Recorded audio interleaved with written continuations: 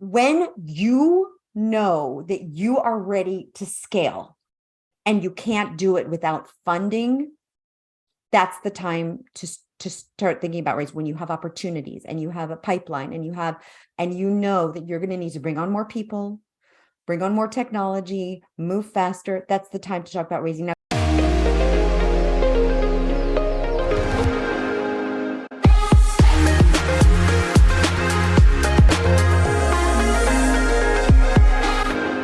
hello, and welcome to Holistic Ambition, where we talk with visionary leaders about creating a career, relationships, and a life that is sustainable to your well-being, meaningful, and a lot of fun in the process. I'm your host, Stephanie Thoma, founder of Holistic Ambition, leadership coach, and author of Confident Introvert.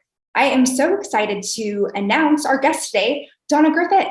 She's world-renowned corporate storyteller and pitch alchemist and author of the upcoming book, Sticking to My Story, The Alchemy of Storytelling for Startups. Donna has worked globally for 2 decades in over 30 countries with Fortune 500 companies, startups, and investors in a wide variety of industries, helping them create, edit, and deliver powerful presentations, pitches, and messages. She magically spins raw data into compelling stories that captivate audiences and drive results. Through her guidance, her clients have raised over $1.5 billion. Oh my gosh, Donna, $1.5 billion. I'm so excited for this book, Sticking to My Story. Can you tell us about that title and what that means?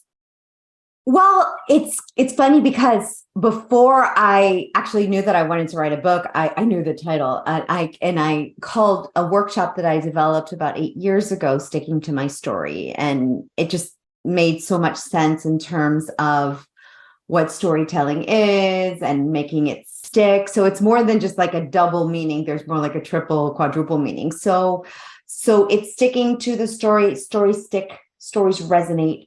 People love stories. Communicating with stories is one of the most powerful ways we can communicate, and thus the alchemy piece. But also, I guess my whole life has been about sticking to my own story, my own way. I never was like the typical, go to grad school, go to law school, go to med school, go to get an MBA. I kind of knew from a very young age what I wanted to do. And it kept like taking on different layers and different twists. And, Stephanie, how sometimes in life you'll hear voices saying, well, don't do that, or that nobody's going to want to pay you for that, or, shouldn't you just do so? And for me, it was just like, I'm sticking to my story. I've got what I know that I can offer the world, and that's the path that I'm taking. I love that emphasis on sticking to your story, sticking to your truth, right? Because there are naysayers on the outside. There also are naysayers on the inside sometimes. Yes, so we can be our own biggest critics. How can people listening, let's say their inner critic is so loud that they can't even imagine sticking to their story because it's overclouded? What would you say to them? So first of all, identifying that inner voice and understanding that it's coming from inside, and perhaps whose voice has become embedded in you, because it's oftentimes someone from our past. It might be, an authority figure, or it just might be something that was kind of born inside us at a very young age. So being able to hear that and identify, oh, wait, there is this voice here. There is this kind of criticism here. Wait, what's going on? That's a good first step.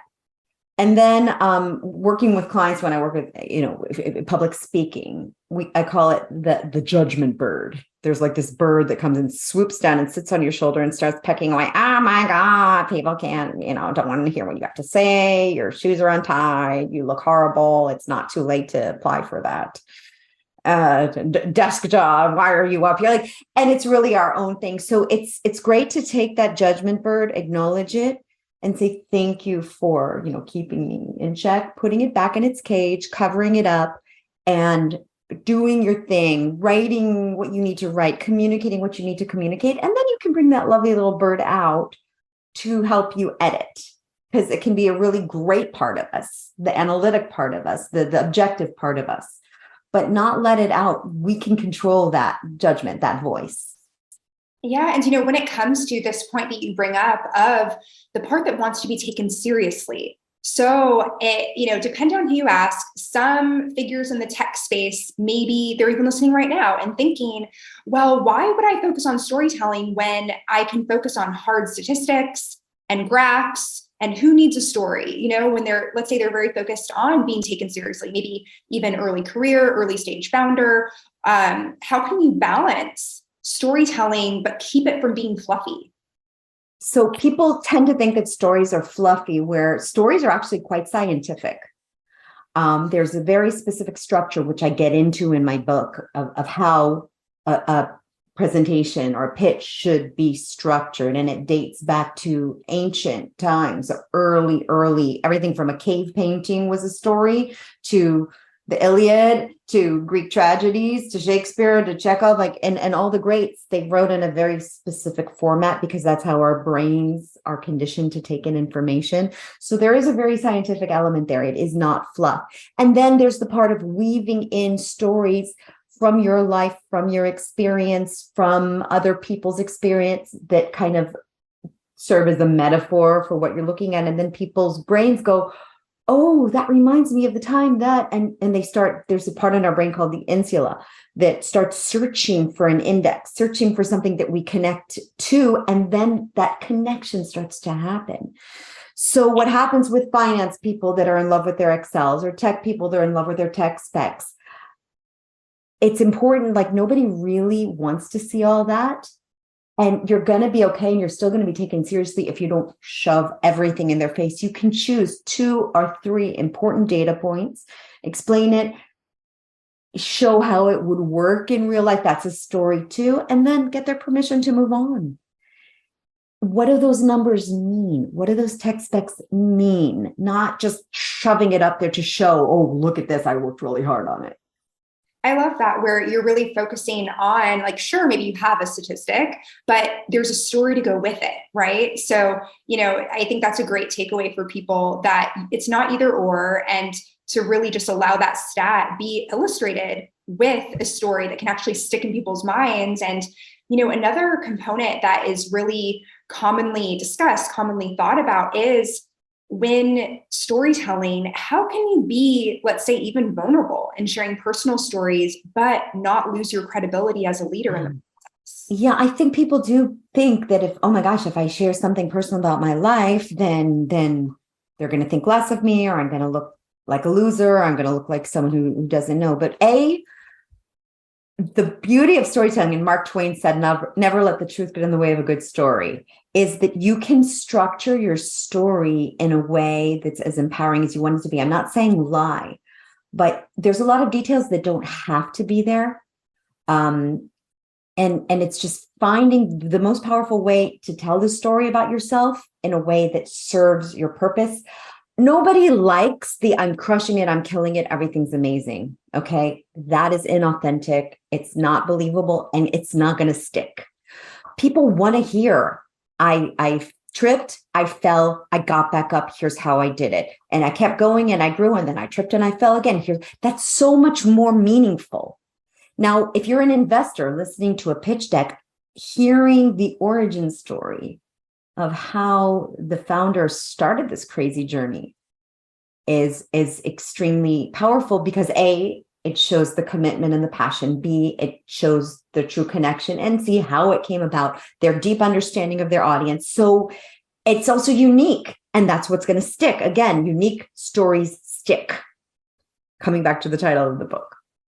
Amazing. So uniqueness, and really, yeah, it seems like there's room to even transmute, in the subtitle of your book is really about alchemy, and having a sort of transformation, and, not lying, but being able to frame your story that maybe you even feel shame about in an empowering way. And what a gift, frankly, for yourself, but also others, right? Because if we're all walking around with our accolades, just like, look at me, like all these great things with like zero back. Which is great to tell. You have to be able to push your accolades as well. I'm not saying, I don't think people do enough, especially women. Unfortunately, we're told, don't toot your own horn. It's not modest, but yeah, finding the way to tell an empowering story in an authentic way that doesn't expose you too much, and you're the author of the story. So you can choose how to tell it. Nobody's going to go back in time and see, did you tell it exactly the way it happened, or did you change details? It doesn't really matter. I got a call from a journalist, was writing a story on startup stories. And he's like, there's this startup that at first when they came out, they said they got the idea from an investor. And then a few months later, they were interviewed and they said they had a dying uncle that was blah, blah, blah. What do you say about that? I say that they might have been a client of mine.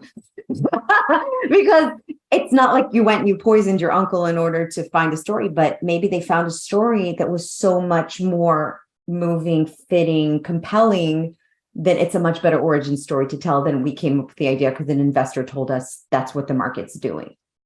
So it's giving yourself permission to find that meaningful story that sticks. I talk about in the book, I give some of my favorite stories from founders I've worked with over the years and how they came up with it and what set it in motion. And I remember these stories for over 10 years because they are so alive in my brain.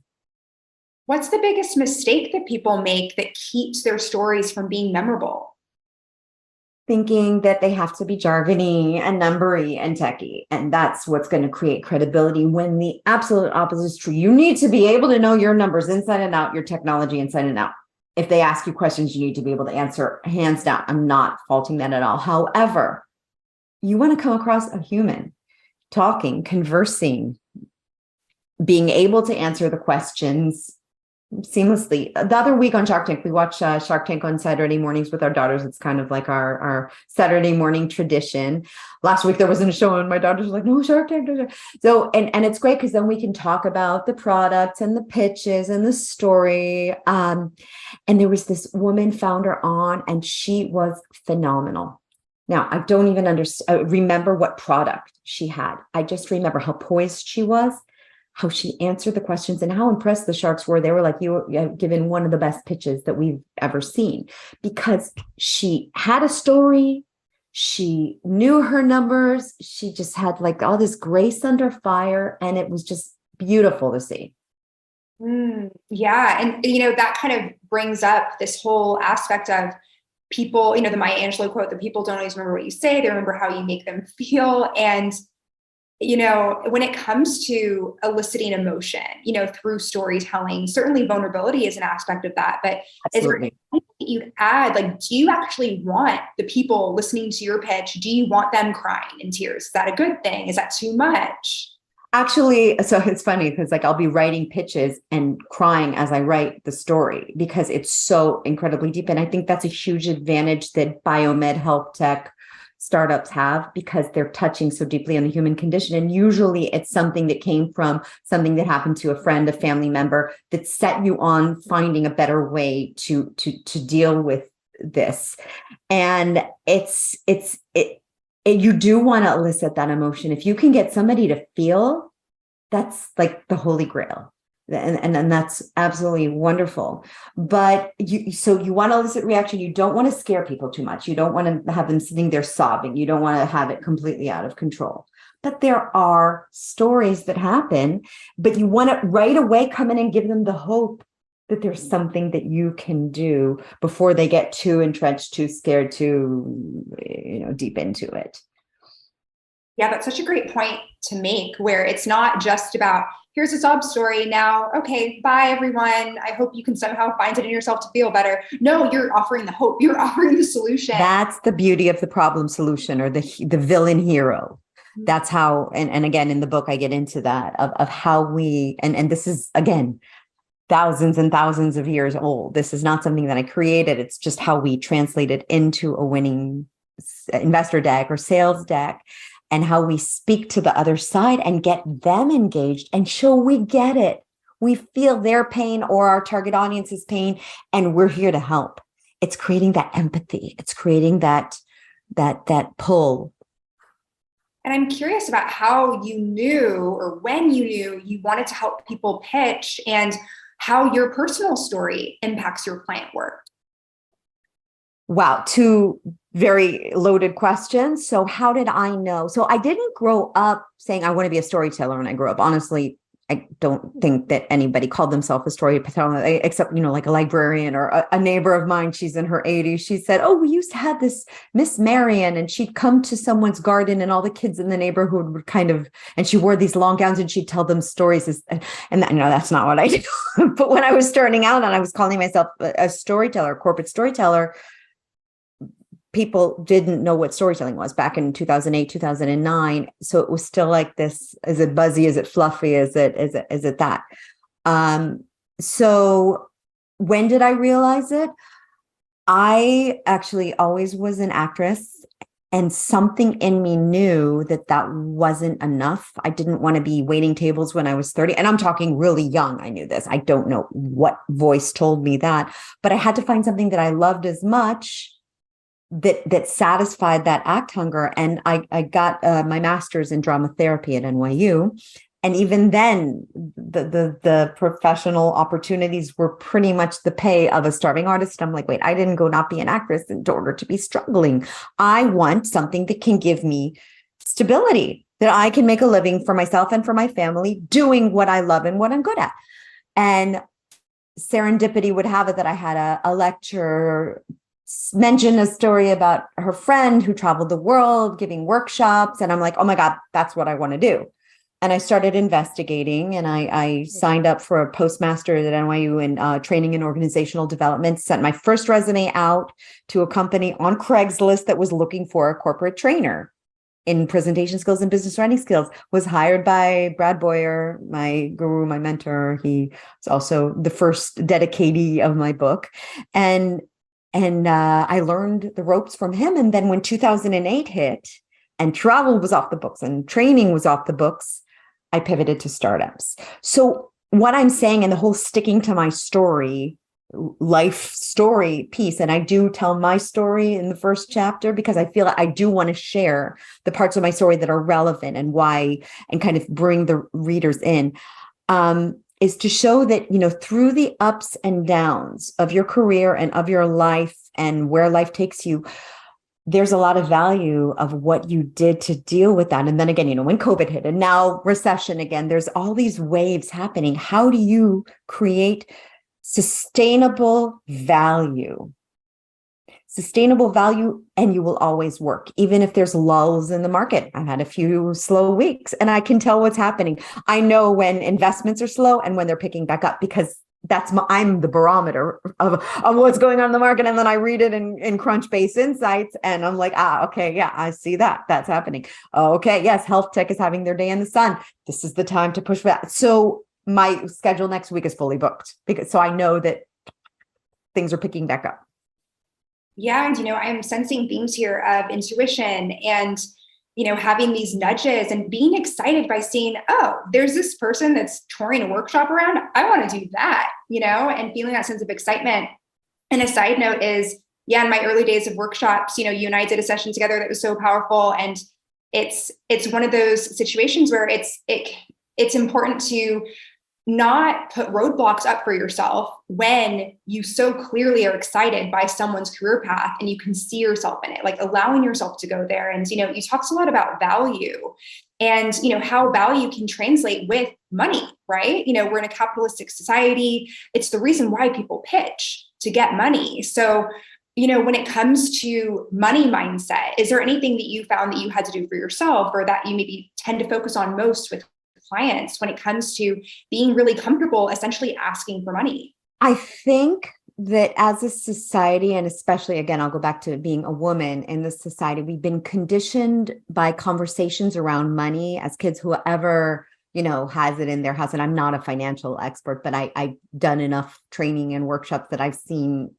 this being discussed, that it's not a comfortable situation and you don't want it flouted and you don't want, but at the same time, being independent and being a woman that can, if anything, heaven forbid, happened to my dear husband and me, but if I had to, I could sustain my family and myself and move forward. And that's super important to know, to have that security in the world. And also, gosh darn it, You deserve to be paid for the value that you bring. If anybody out here follows Cindy Gallup, who I just admire the heck out of, she's got this hashtag, just like shut up and pay me, or something. It's basically like, no, I'm not going to come and give a workshop for free because whatever, pay for it. Now, granted, there are times we're doing pro bono work if it's an organization I really believe in, and I also know that it will bring me value,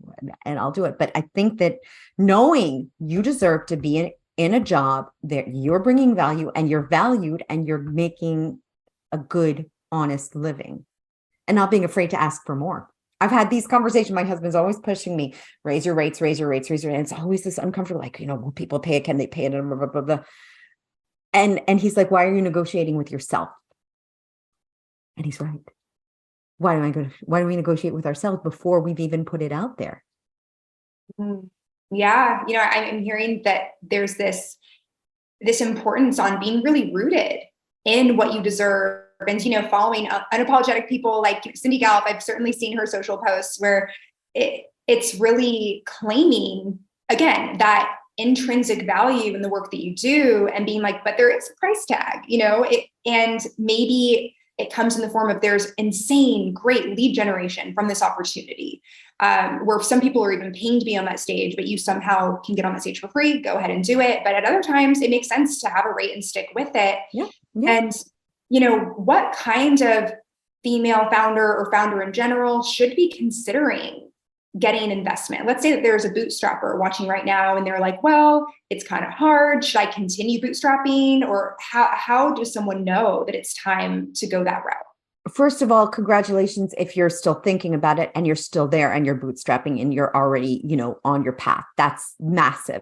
And investors have a lot of respect for that. So I put like right before I start saying, how to create the pitch, I have like a little disclaimer chapter. Stop and read this. Are you really ready to raise funding?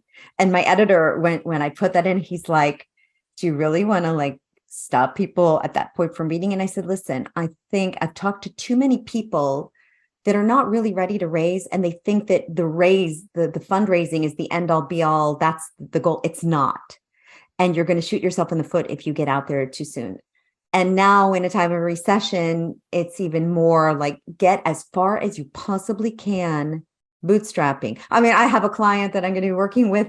They're a consultant agency that they've created a technical product.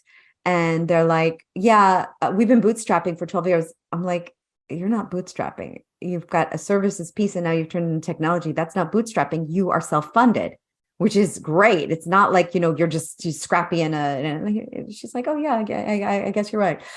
So when you know that you are ready to scale and you can't do it without funding, that's the time to start thinking about raise. When you have opportunities and you have a pipeline and you know that you're going to need to bring on more people, bring on more technology, move faster. That's the time to talk about raising. Now, don't get to the point where you've got 3 months of salaries left in your bank account. Nobody wants the desperation of that and they can smell it. So you have to start plotting out, where am I going to be this time next year? What are the steps I need to do it? And is this the time? Now, investors are saying to their portfolio companies, if you can avoid fundraising this year, do. But don't put yourself in the position where like you're going to be choked out. Get a bridge loan, do what you can, do a friends and family round. But have a reason for we need to raise funding, because not because we're about to go bankrupt, but because we have an opportunity to scale. We need to make a first mover advantage. We need to do this. We need to get our IP protection. Whatever it is, that's when. Yeah, coming from an empowered place where it's not like, hey, give me money because I need it. But it's like, well, because look at what we've already done. That's so amazing. And you can help us expand, go further.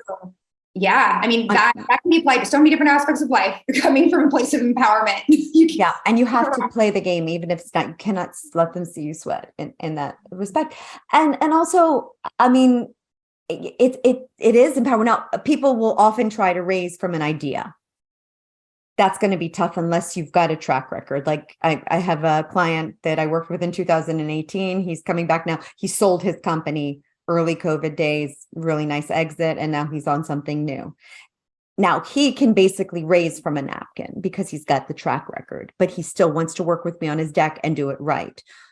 However, so if you just have an idea, as great as it might be, get whatever resources you can without starting talking to external investors. It's not that it's not going to happen for sure. It's just much less likely to happen. Yeah. And, I kind of want to go into a little, you mentioned don't let them see you sweat. And I feel like that rhetoric is so common, and paired with the vulnerability piece that we talked about earlier. Yeah, I'm curious to dive a little bit more into sort of the stoicism and the hypermasculinity in this space, and how a new founder can navigate it and holistically thrive.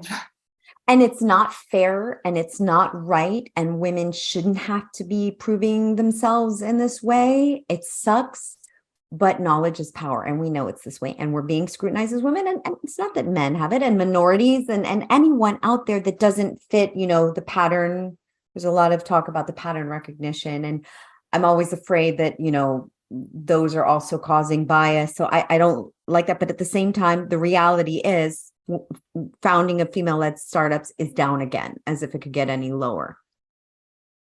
And in knowing that, you've got to be ready. You've got to have a fabulous pitch. You've got to know your numbers inside out. You've got to be ready for it. And it's important to try. Stoicism is not to take it personally.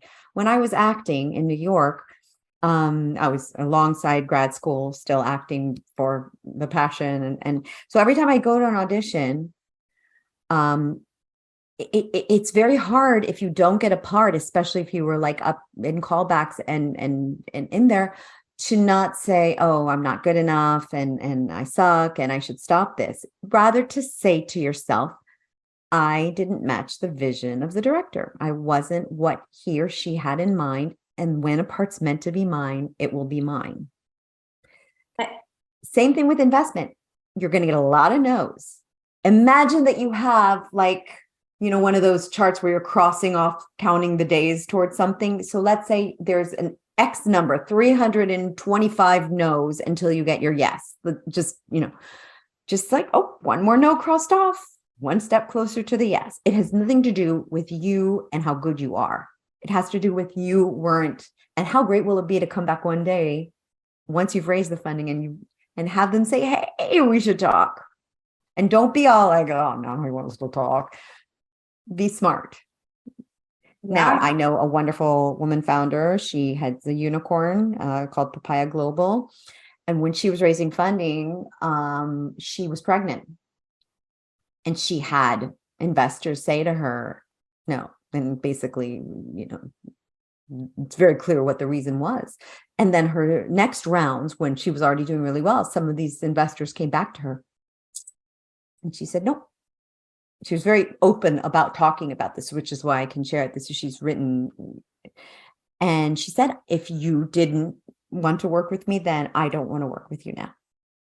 Now, it takes a lot of guts to come out and say that. And we all have and there's just different ways to do it. You can make really clear why or not. But what I'm saying is cover yourself in like this beautiful raincoat where it all just kind of sort of flows right off you. You're Teflon. It's not going to get to you. It's not going to affect your self-esteem. And it's hard. It is hard to be in the face of continuous rejection. Woman, man, non-binary, whoever it is, we've got feelings. We're human. It's hard. Yeah. What I'm hearing is just this further cementing in of what your story actually is, to get to a place where it's not like a self-fulfilling prophecy where you expect rejection, but if it happens, there's such conviction in yourself and maybe a healthy detachment from the idea as not being your sole sense of self-worth, where you get to say, okay, well, I still believe in this idea that is not me, but if some people don't get it, then I'm going to keep going because I believe in it. And then to your point, maybe like your client, at some point in time, people may come back and then you get to be discerning. Absolutely. And I mean, Brian Chesky, and I talk about this in the book too, when Airbnb was IPOing, he re-released the blog that they put out many years ago called simply titled 7 Rejection Emails. And he, anonymizes this, but it's 7 investors that refused, turned down around when it was like they were raising nothing for a nothing valuation. And it was things like, this is cute. We don't really see it. Travel isn't our thing. And all he basically is saying is when you're feeling down, think of these. And here we are IPOing today at a crazy, and look at how far we've come. People didn't see it. People didn't get it. Keep believing in yourself. Keep the conviction going. Know when you need to pivot. Know when you need to pivot your story. Know when you need to pivot your product. Because like when COVID hit, there was a woman in one of the communities you and I are in, and she had a physical product that was like a watch sort of device helping track kids in amusement parks. Now, amusement parks started shutting down. There was no way that this was going to continue. Suddenly, all the conversations she was having with Disney and others. So what she did was start to think, okay, how can this technology be used in other places that will need it? Even during COVID, after COVID, and she pivoted and she came up with some very creative ways to use it. That's using your noggin. Yeah, not being afraid to pivot, especially in unprecedented times, that it's necessary. You don't have a choice. You either sink or you swim. And, I really appreciate what you brought up as well with that example of the 7 rejections, where that gets to be something that certainly keeps, the founder of Airbnb humble, and then also gets to serve as a source of inspiration for people that get to read it on the other end of the spectrum. And it kind of reminds me of Adam Grant, who went public in a talk about having passed up the opportunity to help be a part of the funding for Warby Parker. And, just and look at Bessemer Ventures. They have an anti-portfolio on their website. It's hilarious, because they talk about all these deals they passed up, and we're talking Google, Apple, this. And I happen to know that the Google story is true because Susan Wojcicki, the CEO of YouTube, our daughters were in preschool together. And I asked her if it was true, because it's written there that he says a friend of mine from business school was renting out her garage, and it's her, to Sergey and Larry. And he was visiting, and one of the partners from Bessemer, and she said, and she's like, oh, I have this startup working on search in my garage. And he's like, is there any way we can leave the house without passing the garage?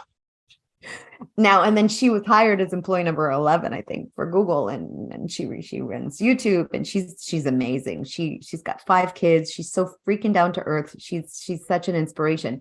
But I love it because it's like, it's that exactly the kind of story that will live on in posterity, but they're not afraid to say, hey, we make mistakes too. We're only human. Right. Oh my gosh. And this is so full circle, right? This bringing it back to this sense of humanity, where certainly there are the unicorns, there are the people that exceed expectation. There are the people that are ready to prepare to exceed their own goals and expectations, for the betterment of their community, of the world at large. And kind of going into that vein as we begin to wrap up, I'm curious about how you conceptualize and how you define ambition.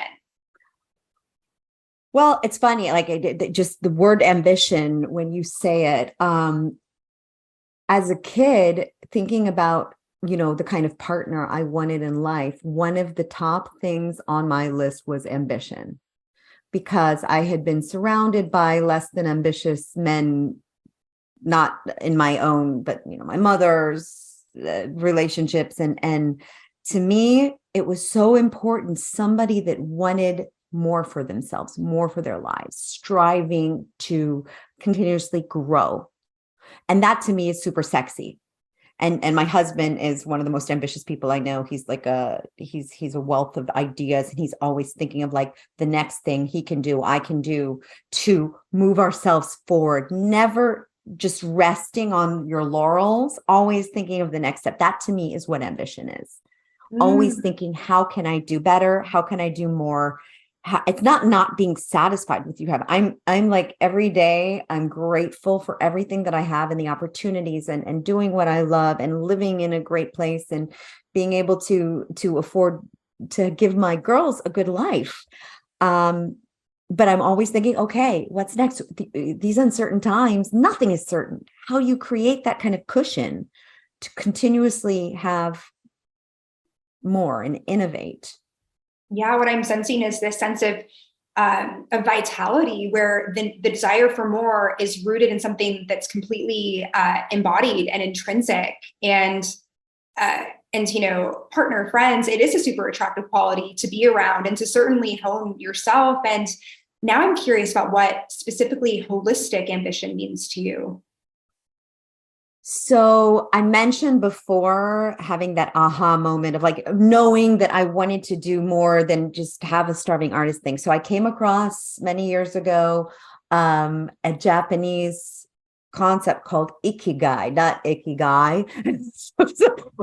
So I said it to a friend the other. She's like, "What's an ikigai?" I'm like, "Well, my whole dating history, but yeah, but Ikigai. You can look it up." And it's this beautiful drawing, just like, you know, the Japanese know how to do so well. It looks like a flower with 4 circles, and it's like a 4-piece Venn diagram that kind of that intersects. And basically what it means is your reason for being.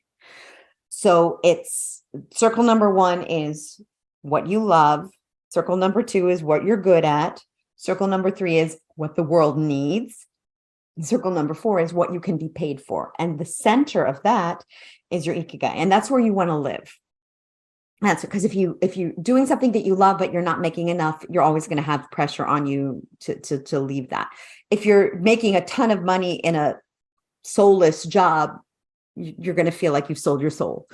If you've got great skills and you love what you do, but nobody wants to buy it, you kind of got to think, okay, what's wrong here? It's like founders that fall in love with their product and nobody's buying it. You got to think, okay, you may have the world's most perfect product. Nobody wants it.